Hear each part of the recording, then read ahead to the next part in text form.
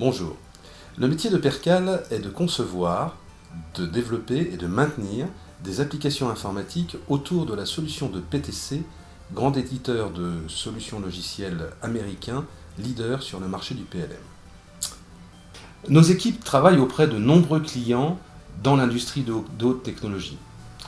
Et nous avons besoin de consultants fonctionnels PLM au sein de Percale pour améliorer notre compréhension des attentes de nos clients, tout particulièrement en matière de fonctionnalité métier.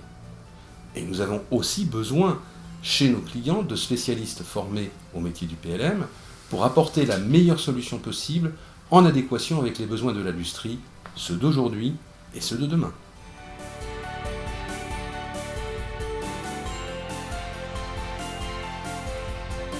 Ces deux formations sont très différentes mais complémentaires. Celle d'ingénieur de développement PLM est une formation très technique, spécifique aux solutions logicielles de PTC. Elle s'adresse à des profils ayant reçu une formation informatique initiale de base, notamment Java J2E, désireux d'embrasser une carrière allant du développement d'applications à la conception d'architecture technique de solutions. L'Académie du PLM propose une formation au métier fonctionnel du PLM en amont et indépendamment d'une solution logicielle spécifique. Elle s'adresse, en premier lieu, à des ingénieurs désireux de se spécialiser sur les aspects fonctionnels de la gestion du cycle de vie de produit dans l'industrie de pointe. Le consultant fonctionnel PLM a pour mission de concevoir un système PLM adapté aux besoins de l'industriel. Il sera donc l'interlocuteur principal des architectes de solutions techniques et il assurera l'interface avec les utilisateurs dans la définition des besoins et le déploiement du futur. Le système sera ensuite mis en œuvre par des ingénieurs de développement PLM.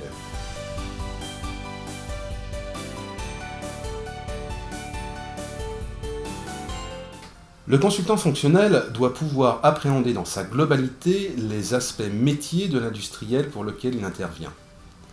Il doit aussi avoir une forte capacité à comprendre rapidement des problématiques multiples et à les analyser pour concevoir un système PLM en adéquation avec les besoins d'utilisateurs différents. Il doit posséder un très bon sens du relationnel car il intervient au plus haut niveau de la hiérarchie. Une base technique solide en informatique peut être un avantage car cela lui permettra de mieux évaluer les solutions du marché au regard des besoins détectés et cela lui permettra aussi de piloter efficacement la définition des architectures techniques correspondantes. Enfin, il doit avoir reçu une formation à la gestion de projet et d'équipe, à la gestion budgétaire et à la conduite du changement. Le programme de l'Académie du PLM a pour but de former à ces différentes composantes.